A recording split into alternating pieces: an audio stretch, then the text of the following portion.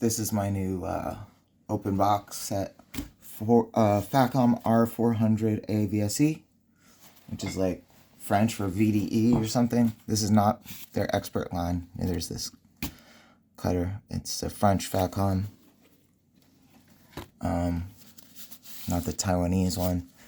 It includes a 72 tooth, 1/4 inch ratchet. You see how there's two different colors. There's a harder plastic underneath so that if the outer insulation wears through, you can see that when you inspect them easily.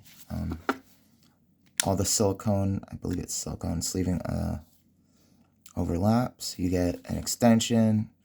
You get 6, 7, 8, 10, 12 hex sockets. You get 4, 5, and 6 internal hex, aka Allen.